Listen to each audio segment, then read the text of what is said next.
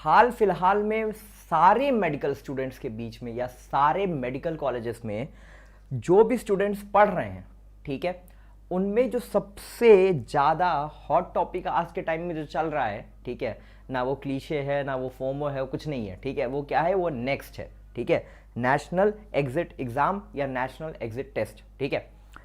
अब देखो, इस वीडियो को बनाने का मेरा होल सोल पर्पस यही है कि जो भी एमबीबीएस के स्टूडेंट्स अभी फर्स्ट ईयर, सेकेंड ईयर या थर्ड ईयर में हैं, ठीक है, ये बेसिकली उनके लिए है।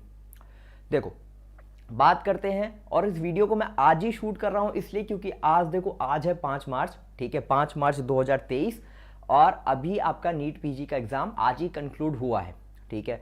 अब एक बार पीजी का एग्जाम हो जाता है तो फिर से अटकलें लगना चालू हो जाती हैं, हो सकता है अगले साल से नेक्स्ट हो, अगले साल से नेक्स्ट हो, लेकिन कब होगा, जब होगा तब देखेंगे, ठीक है। तो उसी के बारे में बात करूंगा। और ये जो एनएमसी का नोटिस है, ठीक है, सॉरी, नेशनल मेडिकल कमीशन का जो नोटिस है, ठीक है, ये आया हुआ है 28 दिसंबर 2022 को, ठीक है, 28 दिसंबर 2022 का ये नोटिस है, ठीक है। लेकिन जैसे अब ये एग्जाम खत्म होगा ना, ये 5 मार्च का, आज का जैसे एग्जाम खत्म हुआ है, ठीक है, फिर से ये नोटिस वायरल होने लगेगा, ठीक है, सारे कॉलेजेस के ग्रुप्स में आने लगेगा, बच्चे मुझे सेंड करने लगेंगे, फर्स्ट ईयर सेकंड ईयर वाले जितने मेरे जूनियर्स हैं वो मुझे भेजने लगेंगे कि बॉस क्या है, ठीक है, इसके बारे में बताओ, सर इसके बारे में बताओ। तो देखो, बेसिकली मैं बताता हूँ तुम्हें इसके बारे में, ठीक है। वीडियो लंबी होने वाली है, लेकिन इसको एंड तक देखोगे तो आपके लिए बहुत ज़्यादा बेनिफिशियल होगा, स्पेशली फर्स्ट ईयर वाले बच्चों के लिए, ठीक है, क्योंकि सबसे ज़्यादा जो चांसेस हैं कि जो एनएमसी करवाएगा नेक्स्ट एग्जाम, वो हो सकता है फर्स्ट ईयर या अभी सेकंड ईयर में जो स्टूडेंट्स उनको देना हो, ठीक है। अभी जो थर्ड प्रॉफ में है या फोर्थ प्रॉफ में, अपने फाइनल प्रॉफ में है, उनको तो next exam I would say कि मोस्ट प्रोबेबली नहीं ही देना है, ठीक है। चलो देखो, बात कर लेते हैं। पहले तो ये पब्लिक नोटिस है, ठीक है, और देखो इसका सब्जेक्ट क्या है, seeking comments of the stakeholders on the proposed draft regulation related to National Exit Test, ठीक है, जिसको हम नेक्स्ट बोलते हैं, as prescribed in the National Medical Commission NMC act 2019, ठीक है। तो ये है क्या, पहली बात तो ये एक ड्राफ्ट है, ठीक है। ड्राफ्ट क्या होता है कि पहले एक बनता है बेटा, उसको हम बोलते हैं कि समझो कि आटा सान लिया गया है, ठीक है। अब रोटी आंच पे रखने से पहले उसको चेक करे जा रहे हैं कि रोटी गोल है क्या, ठीक है, एक बराबर उसकी मोटाई है, ठीक है, कहीं पतला नहीं है कहीं मोटा नहीं है, ठीक है। उसके बाद फिर उसको रोटी पकाई जाएगी और उसके बाद फिर बच्चे उसको खाएंगे, ठीक है। तो अभी रोटी को बेली जा रही है, आटा सान लिया गया है, ठीक है, मतलब कि नेक्स्ट होने वाला है, मतलब रोटी बनने वाली है, ठीक है, इतना फिक्स हो चुका है। अब चेक करना है कि रोटी गोल बनी है, ठीक है, बढ़िया से उसको बेला गया है, ठीक है, चपटी है कि नहीं, कहीं मोटी तो नहीं है, कहीं पतली तो नहीं है, अभी हम उस वाले स्टेज में हैं, ठीक है। फिर उसको चढ़ाया जाएगा आंच पे, फिर रोटी पकेगी, ठीक है, फिर कोई एक बैच आएगा जो पहली बार रोटी को चख के खाएगा, ठीक है। अभी तक तो जिसको जो मिल रहा है वो खा रहा है, तो बात समझो, ठीक है। अब देखो इसमें क्या, देखो यहाँ पे एक वेबसाइट दी हुई, सॉरी ईमेल आईडी दी हुई है, comments.regulations@nmc.org.in, मतलब कि इस नोटिस को पब्लिक होने के 30 दिन के विदिन 30 डेज आपको अपने जो भी कमेंट्स देने हैं आप एनएमसी को दे सकते हो। फिर उसके बाद एनएमसी की और मीटिंग बैठेगी फर्दर, उस पर डिसाइड होगा कि कुछ चेंजेस लाने हैं नहीं लाने हैं, क्या करना है कैसे करना है। समझ में आ रही है बात। अब देखो नेक्स्ट एग्जाम जो प्रपोज्ड है, एमबीबीएस आपका बेटा पूरा होता है 5.5 साल का, ठीक है। फर्स्ट ईयर 1 साल का करीब, सेकेंड ईयर करीब 14-15 महीने का होता है, ठीक है। पहले 18 महीने का होता था, मतलब पूरा का पूरा 1.5 साल का होता था, वो 14-15 महीने का हो गया। थर्ड ईयर फिर से 13 मंथ्स का और फोर्थ ईयर फिर से 13 मंथ्स का, तो 4.5 साल के आपके 4 ईयर्स डिस्ट्रीब्यूटेड हैं। फिर 1 साल की इंटर्नशिप, तो टोटल हो जाते हैं 5.5 साल। अभी जो 5.5 साल हैं, इसके बाद नॉर्मली अभी क्या चल रहा है, अभी हमारा नीट पीजी का एग्जाम चल रहा है। तो नीट पीजी के एग्जाम में क्या होता है कि आप इंटर्नशिप खत्म करने के बाद अपना नीट पीजी का एग्जाम देते हो, उसमें अपीयर करते हो। नेक्स्ट एग्जाम अगर आ जाएगा तो वहां पे 2 एग्जाम्स होंगे, एक नेक्स्ट 1 होगा, एक नेक्स्ट 2 होगा, ठीक है। बात समझो, नेक्स्ट 1 और नेक्स्ट 2। जो नेक्स्ट 1 होगा वो आपको 4th ईयर जहां पे आपका खत्म हो रहा होगा वहां पे आपको देना है, यानी कि आपको 4th ईयर का फाइनल एग्जाम नहीं देना, उसकी जगह पे आपको नेक्स्ट 1 दे देना है। नेक्स्ट 2 जो होगा वो आपको इंटर्नशिप खत्म करने के बाद देना है, मतलब आपने नेक्स्ट 1 दिया, अगर आप पास हो जाते हो, उसको क्लियर कर लेते हो, तब फिर आप इंटर्नशिप के लिए जाओगे। अगर आप वहां पे फेल कर जाते हो तो आप अपनी इंटर्नशिप भी कंप्लीट नहीं कर पाओगे, ठीक है। जब तक आप उस एग्जाम को क्लियर नहीं करोगे तब तक आप इंटर्नशिप कंप्लीट नहीं कर सकते, ठीक है। तो नेक्स्ट 1 क्लियर किया, फिर इंटर्नशिप किया, फिर उसका नेक्स्ट 2 देना है। नेक्स्ट 2 जो है वो क्लिनिकल एग्जाम है, क्लिनिकल बेस्ड एग्जाम है। मतलब इंटर्नशिप पे जो 1 साल आपने सीखा है, ठीक है, आप उसके बेसिस का एक क्लिनिकल एग्जाम देंगे। नेक्स्ट 1 आपका कंप्यूटर बेस्ड टेस्ट है, ठीक है, ऑनलाइन टेस्ट है, एमसीक्यू टाइप टेस्ट है। लेकिन नेक्स्ट 2 क्लिनिकल एग्जाम है। तो नेक्स्ट 2 जो होने वाला है वो आपके अपने कॉलेज में होने वाला है, आपके अपने यूनिवर्सिटी लेवल पे होने वाला है। नेक्स्ट 1 में आपको मार्क्स मिलेंगे, ठीक है। नेक्स्ट 2 को आपको सिर्फ पास या फेल डिक्लेयर किया जाएगा। मतलब आपको सिर्फ उस एग्जाम को क्वालिफाई करना है, सिर्फ पास होना है। मतलब आपके पास उतने क्लिनिकल फीचर्स, आपने उतने क्लिनिकल स्किल्स अपने अंदर डेवलप किए हैं कि नहीं, ठीक है। आप डायग्नोसिस बना पा रहे हो कि नहीं, आप कॉमन मेडिसिन प्रिस्क्राइब कर पा रहे हो कि नहीं, आप छोटी मोटी सर्जरीज कर पा रहे हो कि नहीं, आप जनरल इंस्पेक्शन कर पा रहे हो कि नहीं, ठीक है। ये सब आपके क्लिनिकल स्किल्स को टेस्ट किया जाएगा नेक्स्ट 2 के अंदर। और नेक्स्ट 1 के बेसिस पे ही आपकी रैंक बनेगी और वो आपको पीजी में सीट दिलाएगा। तो अब देखो दिक्कत कहाँ है, दिक्कत यहाँ पे है बेटा कि नॉर्मली क्या होता है, नीट पीजी इंटर्नशिप के बाद और नेक्स्ट 1 आ जाएगा तो इंटर्नशिप के जस्ट पहले। तो अगर मान लो मेरी एमबीबीएस कंप्लीट हो चुकी है, ठीक है, मेरा एमबीबीएस पूरा कंप्लीट हो चुका है, मेरी इंटर्नशिप भी कंप्लीट हो चुकी है। मान लो मैं कोई स्टूडेंट हूँ, ठीक है, मैं कई सालों से नीट पीजी दे रहा था और मैं क्लियर नहीं कर पा रहा था। अब मान लो क्या होता है कि 5 मार्च 2023 को मैंने नीट पीजी दिया, ठीक है। अगले साल से अगर ये नेक्स्ट एग्जाम लेके आते हैं तो वो तो है 4th ईयर वालों के लिए। अगर मैं भी उसमें अपीयर करता हूं, ठीक है, वो 4th ईयर वालों के लिए अगर मैं भी उसमें अपीयर करता हूं, ठीक है, तो सीट तो ये मुझे देंगे 1 साल बाद। मेरी बात को समझना, अगर तुम समझ पा रहे हो, सीट ये मुझे देंगे 1 साल बाद।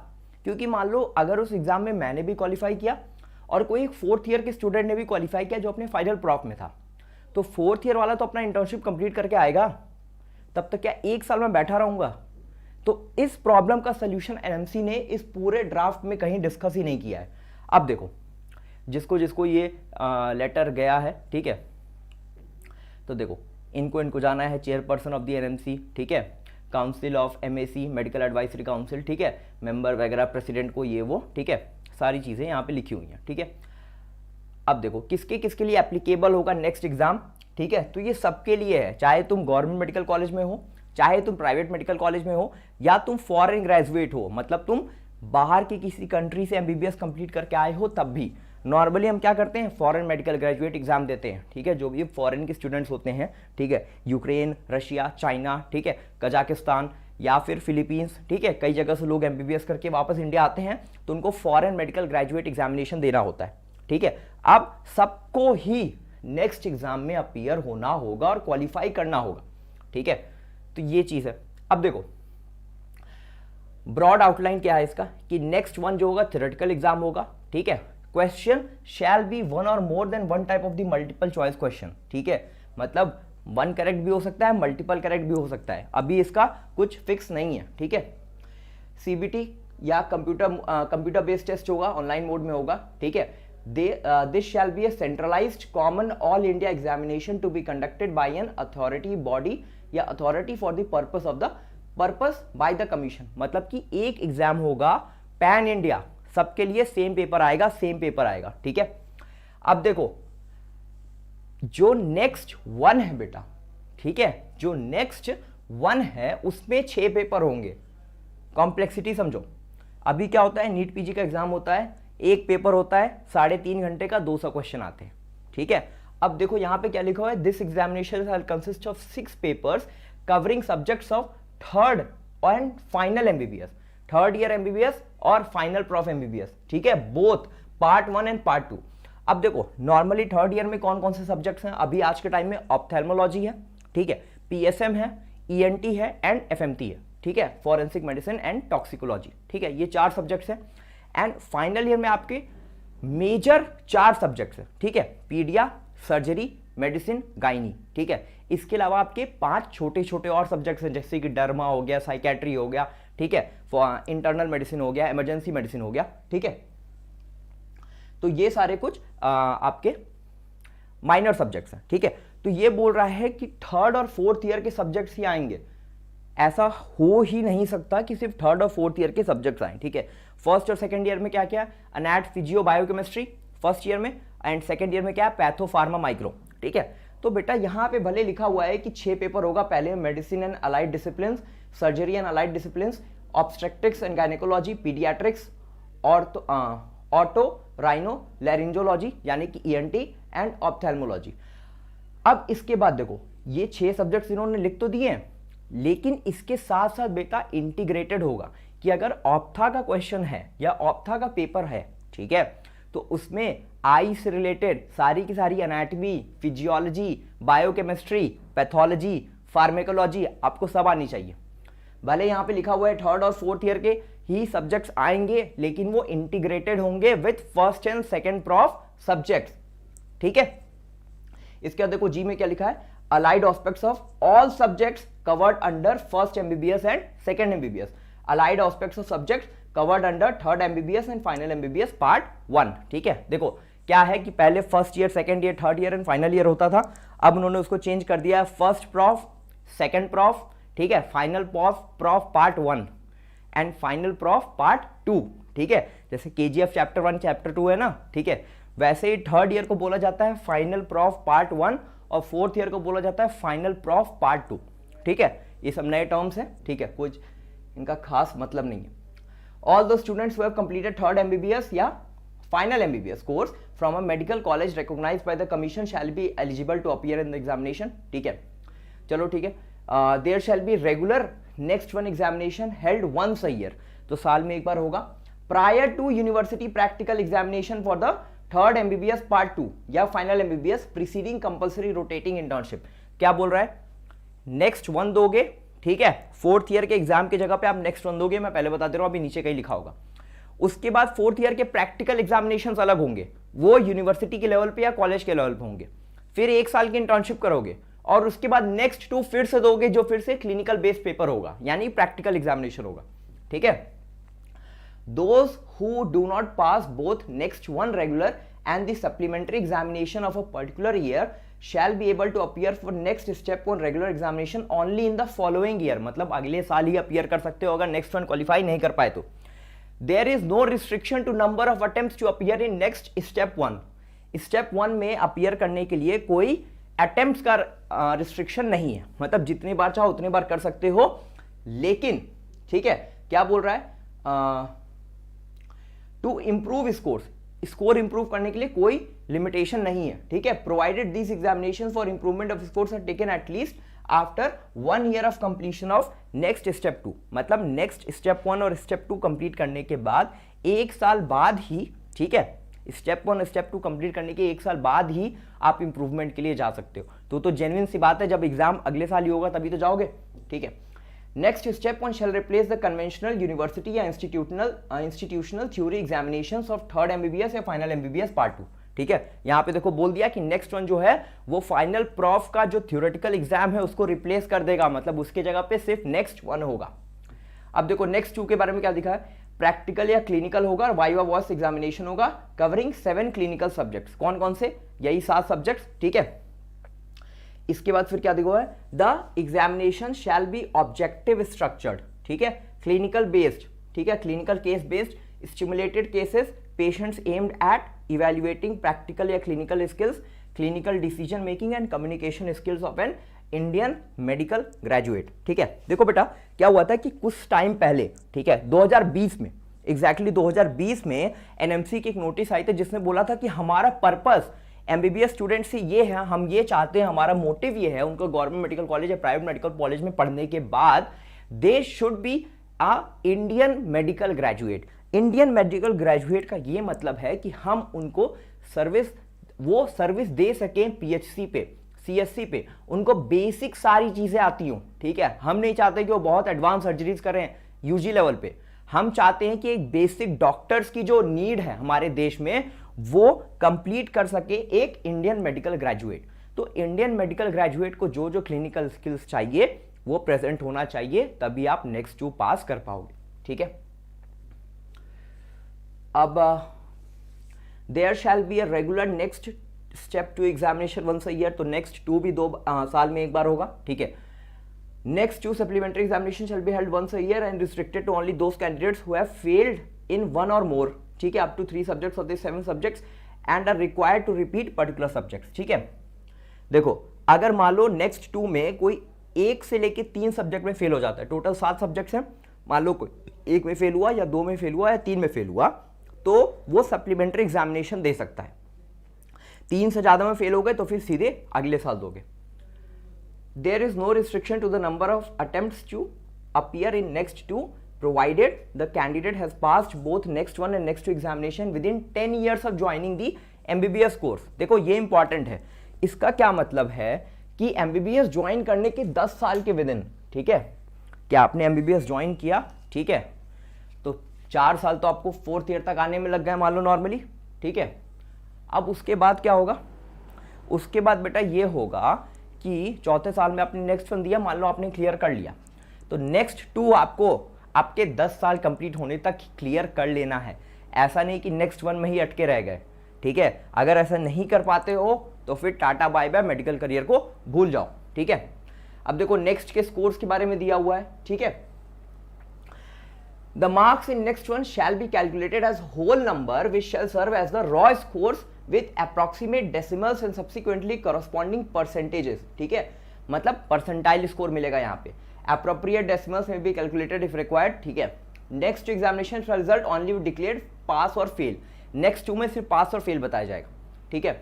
अब देखो मिनिमम स्कोर क्या है, MBBS ही बेटा एक इकलौता कोर्स है, ठीक है, जहाँ पे पासिंग परसेंटेज होता है 50%, बाकी कहीं 40% होता है, कहीं 33% होता है, कहीं 30% होता है, लेकिन MBBS में इकलौता 50% पास होता है, ठीक है। 50% मिनिमम लाना होगा तभी आप पास डिक्लेयर होगे। तो नेक्स्ट 1 में भी आपको मिनिमम 50% स्कोर करना पड़ेगा, ठीक है। और ये बहुत बड़ी बात है, मेरी बात समझना। थ्योरी पेपर में, ठीक है, मान लो थ्योरी पेपर आ रहा है, उसमें लिखना है, ठीक है, तो लिख के कुछ भी कहानी लिख के तुम 50% ला सकते हो, ठीक है। मान लो कोई क्वेश्चन तुम्हें अनैट का कुछ भी नहीं आता, पैथो का कुछ भी नहीं पता उसके बारे में, लेकिन तब भी अगर मान लो तुम्हारे पास सेमिनोमा ऑफ टेस्टिस आया हुआ है, ठीक है, तुमको सेमिनोमा ऑफ टेस्टिस तुमने पैथो में कभी पढ़ा ही नहीं है, तुम्हें मालूम ही नहीं है उसके बारे में, बट फिर भी तुम टेस्टिस के बारे में कुछ ना कुछ तो लिख दोगे, ठीक है। चलो सेमिनोमा, नोमा लिखा हुआ है, इसका मतलब कहीं ना कहीं समझ रहे हो कि बेनाइन ट्यूमर है, ठीक है। हो सकता है मलाइग्नेंट हो सकता है एक्सेप्शन हो, अलग बात है, लेकिन बेटा लिख तो दोगे। अगर मान लो 5 नंबर का है तो कम से कम 1 पेज तो भर दोगे, 2 से 2.5 नंबर तो मिल जाएगा, क्या पता 1.5 नंबर मिल जाए, ठीक है। किस्मत अच्छी हुई तो 2 नंबर मिल जाएगा, और थोड़ा अगर कोई डायग्राम भी बना दिया अपने मन से तो हो सकता है 2.5 नंबर मिल जाए। तो 50% अगर थ्योरी पेपर में लाना है तो ईजी है, लेकिन MCQ बेस्ड पेपर में 50% स्कोर करना बहुत टफ है, ठीक है, मेरी बात को समझना। ये वैसा ही है बेटा कि क्लास 12th के बोर्ड में 50% लाना बहुत आसान है, लेकिन नीट के पेपर में 720 में से 360 नंबर लाना मुश्किल है, ठीक है, मेरी बात समझो, ये वैसा ही है, ठीक है।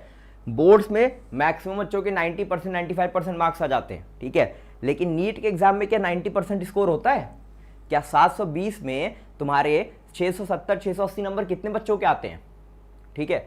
720 में 500 नंबर जो बच्चा पाता है ना, वो भी अपने स्कूल में स्कूल टाइम में 90-95% पाया होता है, ठीक है। तो वही ये सेम चीज़ है कि यूनिवर्सिटी एग्जामिनेशन जब तक रेगुलर यूनिवर्सिटी करवाती थी तब तक 50% थ्योरी में लाना बहुत ईजी था, लेकिन नेक्स्ट 1 में 50% लाना बहुत बड़ी बात हो जाएगी, ठीक है। तो क्वालिफाई करना ये बहुत मुश्किल होने वाला है, ठीक है। चलो ठीक है, नेक्स्ट 2 को सिर्फ पास और फेल करना है। Calculation of next step 1 scores for determining merit for the purpose of admission to post graduate courses in broad specialities, मतलब कि पीजी कोर्सेज में नेक्स्ट 1 के स्कोर को मान्यता दी जाएगी, ठीक है। अब देखो इसके बाद फिर कुछ ज़्यादा खास चीज़ें हैं नहीं यहाँ, ठीक है। अब जनरल एग्जामिनेशन, इसका ऑब्जेक्टिव क्या है, ठीक है। अब देखो नॉलेज कैसा होगा, मस्ट नो क्वेश्चंस, 60 क्वेश्चन आएंगे, ठीक है। 60% क्वेश्चन ऐसे होंगे जो आपको जानना ही जानना है, ठीक है। 30% ऐसे होंगे नाइस टू नो, ठीक है, चलो आता है तो अच्छी बात है, नहीं आता है तो कोई बात नहीं। और 10% ऐसे क्वेश्चन होंगे जो मेन हो सकता है तुम जानते हो, अगर तुमने रॉबिन्स पढ़ी हो, ठीक है, ग्रेस पढ़ी हो, ठीक है, बेली एंड लव पढ़ी हो, ठीक है, इस तरह की अगर तुमने स्टैंडर्ड बुक्स पढ़ी हैं तो यू मे नो और you may not know even after reading those standard text books, ठीक है। डिस्ट्रीब्यूशन कैसे होगा, ठीक है, तो यहाँ पे देखो दिया हुआ है मेडिसिन और उसके अलाइड सब्जेक्ट्स, मतलब मेडिसिन से related anatomy, physiology, biochemistry, PSM, patho, सब 120 क्वेश्चन 3 घंटे। सर्जरी और उससे सारा अलाइड सब्जेक्ट मतलब इंटीग्रेशन 120 क्वेश्चन 3 घंटे। ऑप्स एंड गाइनी के 120 क्वेश्चन 3 घंटे। पीडिया के 60 क्वेश्चन 1.5 घंटे, ठीक है। ईएनटी के 60 क्वेश्चन 1.5 घंटे, ऑप्था के 60 क्वेश्चन 1.5 घंटे, ठीक है। अब यहाँ पे सिर्फ ऑप्था लिखा हुआ है तो ये मतलब नहीं है कि सिर्फ ऑप्था ही आएगी, ठीक है। ईएनटी लिखा है तो इसका मतलब सिर्फ ये नहीं कि ईएनटी आएगी, ईयर, नोज, थ्रोट की पूरी एनाटॉमी, पूरी फिजियोलॉजी, पूरी बायोकेमिस्ट्री, पूरी फार्मा, पूरी पैथो, पूरी माइक्रो, सब, ठीक है। तो इस तरह से हॉरिजॉन्टल तरीके से इंटीग्रेट किया जाएगा आपके फर्स्ट और सेकेंड ईयर के सब्जेक्ट्स को with third and fourth year subjects, ठीक है। अब देखो इसमें ये बताया है कि एक दिन में आपको कितने एग्जाम देंगे। पहले दिन आपको देना होगा मेडिसिन और अलाइड सब्जेक्ट्स, ठीक है, एक मेडिसिन का और पीडिया का होगा। दूसरे दिन सर्जरी और ईएनटी का, ठीक है। और तीसरे दिन आपका ऑप्स एंड गाइनी और ऑप्था का, ठीक है। तो इस तरह से बेटा आपको, ठीक है, 3 घंटे का पेपर दोगे, 2 घंटे का ब्रेक मिलेगा, फिर 1.5 घंटे का पेपर दोगे, तो 3 दिन लगातार चलेगा, ठीक है। अच्छा, इंफॉर्मेशन रिगार्डिंग नेक्स्ट स्टेप 2। अब नेक्स्ट स्टेप 2 के बारे में दिया हुआ है कि किन किन चीज़ों पे ये अपना नेक्स्ट 2 के बेसिस को डिस्कस करेंगे। 7 पेपर्स होंगे, 7 सब्जेक्ट लिखे हुए हैं, ठीक है। अब देखो शेड्यूल वगैरह लास्ट में देखो, हाँ यही लास्ट पेज है, यहाँ पे देखो दिया हुआ है शेड्यूल कि कब होने वाला है। अच्छा, यहाँ पे कहीं भी ईयर मेंशन है क्या कि 2023 से होगा, 24 से होगा, 25 से होगा, 26 से होगा? सरकार को भी नहीं पता है कब होगा, तो मुझे कैसे पता होगा, तुम्हें कैसे पता होगा, ठीक है। बस ये देख लो स्टेप 1 कब होगा, सेकेंड वीक ऑफ दिसंबर में, स्टेप 1 नेक्स्ट का, ठीक है। जैसे देखो यूएसएमली पैटर्न है ना, ठीक है, यूएसएमली का जो पैटर्न है ना, स्टेप 1 स्टेप 2, ठीक है, वही थोड़ा सा रेप्लिकेट करने की कोशिश की गई है, ठीक है। पेपर को ज़्यादा क्लिनिकल ओरिएंटेड बनाने की कोशिश की गई है, रट्टाफिकेशन को कम करने की कोशिश की गई है, और दूसरा सब्जेक्ट्स को इंटीग्रेट करने की कोशिश की गई है। अभी भी नीट पीजी का जो पेपर आ रहा है आज के टाइम में भी, तो उसमें आप नोटिस करोगे कि एक सब्जेक्ट के डायरेक्ट क्वेश्चन नहीं है, ठीक है। एक क्वेश्चन है तो उसका रिलेशन पैथो से भी है, फिजियो से भी है, पीएसएम से भी है, ठीक है। ऑर्थो का अगर कोई क्वेश्चन है तो उसका अनैट से रिलेशन है, ठीक है, उसका पैथो से रिलेशन है, ठीक है, उसका मेडिसिन से रिलेशन है। तो एक क्वेश्चन डायरेक्ट किसी एक पर्टिकुलर सब्जेक्ट से ना आके इंटीग्रेटेड है कई सब्जेक्ट्स के साथ, जैसा कि यूएसएमएलई में होता है, वैसा ही अब नेक्स्ट में आ रहा है, और नीट पीजी में भी उस पैटर्न को स्टार्ट कर दिया गया है। मल्टीपल करेक्ट आता है यूएसएमएलई में, तो वो यहाँ भी लाने की कोशिश कर रहे हैं, ठीक है। अब इसके बाद तुमने दे दिया सेकेंड वीक ऑफ दिसंबर, ठीक है, और सेकेंड वीक ऑफ जनवरी तक रिजल्ट आ गया, मान लिया। फिर सप्लीमेंट्री अगर मान लो देना पड़ा तो ठीक है, नहीं देना पड़ा तो अच्छी बात है, उसके डेट्स के बारे में कोई दिक्कत नहीं है, ठीक है। फिर फाइनल एग्जाम के प्रैक्टिकल को दोगे, फोर्थ ईयर का एग्जाम दे दिया नेक्स्ट के रूप में, लेकिन प्रैक्टिकल एग्जामिनेशन दोगे वो फर्स्ट वीक ऑफ जनवरी में, और फोर्थ वीक ऑफ जनवरी तक उसका रिजल्ट आ जाएगा। फिर 1 फरवरी से लेके इंटर्नशिप चालू करोगे, और अगले साल की 28 फरवरी को खत्म होगी, ठीक है। मतलब कि पूरी की पूरी 12 महीने की इंटर्नशिप कंप्लीट करनी होगी। इसके बाद फिर क्या बेटा, नेक्स्ट स्टेप 2 होगा मार्च में, अगले साल मार्च में उसका रिजल्ट आएगा फर्स्ट वीक ऑफ अप्रैल में। सप्लीमेंट्री देना पड़ा तो कोई बात नहीं। फिर पोस्ट ग्रेजुएशन स्टार्ट होगा मई जून से, ठीक है, पोस्ट ग्रेजुएट एडमिशन, वही काउंसलिंग वगैरह, ठीक है, और पोस्ट ग्रेजुएट कोर्स 1 जुलाई से स्टार्ट हो जाएगा, ठीक है। तो ये देखो ये सारी चीजें प्रपोज्ड हैं। 28 दिसंबर 2022 की है ये पीडीएफ, ठीक है, एनएमसी की वेबसाइट पे अवेलेबल है, और ठीक है, एनएमसी की वेबसाइट पे अवेलेबल है, वहां पे जाके पढ़ सकते हो, चीज़ों को समझ सकते हो और डिटेल में, ठीक है। बाकी इसमें कुछ और नया नहीं है, किसी को नहीं पता कि कौन से ईयर से इंप्लीमेंट होगा, बट मोस्टली चांसेस हैं कि फर्स्ट और सेकेंड ईयर वाले बच्चे जो अगर इस वीडियो को देख रहे हैं तो उनको नेक्स्ट एग्जाम देना पड़ सकता है, ठीक है। अभी जो थर्ड ईयर या फोर्थ ईयर में है, ठीक है, मुझे नहीं लगता इतनी जल्दी इतनी चीज़ों को इंप्लीमेंट करना पॉसिबल हो पाएगा, ठीक है, कि जो एग्जाम अभी 1 दिन का हो रहा है उसको 3 दिन का एग्जाम कर दें, सारी यूनिवर्सिटीज़ इसके लिए राजी हो जाएं, ठीक है, कि जो फाइनल ईयर एग्जामिनेशन करवा रहे थे उसका कोई मतलब नहीं है, नेक्स्ट एग्जाम होगा, ठीक है। अगर ऐसा हो जाता है तो प्रोफेसर अपनी खुन्नस कैसे निकालेंगे, ठीक है, सप्ली जो आती थी वो कैसे आएंगी, ठीक है, जब यूनिवर्सिटी के हाथ में, कॉलेज के हाथ में कुछ रहेगा ही नहीं, ठीक है। तो जो एमबीबीएस में एक वो होता है ना, कम अननोन गो अननोन वाला फैक्टर, ठीक है, उसका मतलब खत्म हो जाएगा, और सबसे ज़्यादा खतरा तो उसका फोर्थ ईयर में ही होता है। तो ये कुछ चीज़ें हैं जो हिंड्रेंसेस हैं, ठीक है, कि ईगो हर्ट करने वाली बात हो गई ना, ये तो बड़े बड़े लोगों की, ठीक है, तो वो लोग नहीं चाहेंगे कि इतनी जल्दी इस चीज़ को इम्प्लीमेंट किया जाए, ठीक है, या इसका वो कुछ क्या कहते हैं, एक सब्सटीट्यूट ढूंढ लेंगे, ठीक है, कि सेकेंड ईयर में थर्ड ईयर में ही वो काम कर लो जो फोर्थ ईयर में करते थे, जिसमें ज़्यादा मजा आता था।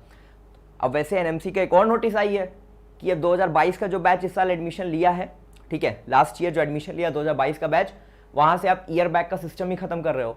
तो एक तरफ तो ईयर बैक का सिस्टम खत्म कर दिया उधर, और फोर्थ ईयर में जो लोग की सप्ली आती थी वो 6 महीने के लिए डिटेन हो जाते थे, 6 महीने के लिए अपने बैच से पीछे हो जाते थे, ठीक है, वो अगर नेक्स्ट आ जाएगा तो वो भी खत्म हो जाएगा, तो पूरा मजा ही खत्म हो जाएगा, ठीक है। जो लोग मजे लेते थे, पेन चला के लोगों का करियर बर्बाद कर देते थे, ठीक है, तो उनके लिए तो यहाँ कुछ है ही नहीं, बात को समझो, उनके लिए तो खराब ही खराब है सब कुछ, ठीक है, ये सब कुछ होना उनके लिए तो खराब है, ठीक है। ऐसे में क्या होगा, ठीक है, कि स्टूडेंट्स, ठीक है, कुछ ऐसे होते हैं जो पढ़ने में अच्छे होते हैं और बाकी कामों में भी बहुत ज़्यादा अच्छे होते हैं, ठीक है, तो यार वो तो गलत काम करके भी बच के निकल जाएंगे अगर पढ़ने में अच्छा है, ठीक। किसी प्रोफेसर से कुछ पर्सनल इश्यूज भी होते हैं कई लोगों के, ठीक है, तो वो लोग फिर एग्ज़ाम में देख लिए जाते हैं, तो ये सारी चीज़ें ख़त्म हो जाएंगी। तो ये मेरा ओवरऑल ओपिनियन था, ठीक है, नेक्स्ट एग्जाम को लेके। बाकी और कोई भी अगर कन्फ्यूजन होगा तो आप कमेंट सेक्शन में उसको डाल सकते हो, मैं ज़रूर रिप्लाई करूँगा। वीडियो अच्छी लगे तो वीडियो को लाइक करना, और कुछ इन्फॉर्मेशन चाहिए होगी तो कमेंट करके मुझे इन्फॉर्म कर देना। NEET counselling, NEET UG counselling से रिलेटेड सारी अपडेट्स आपको चैनल पे मिलते रहेंगे टाइमली। चैनल को सब्सक्राइब कर लें, and all the best for your NEET exam and NEET counselling. Thank you so much.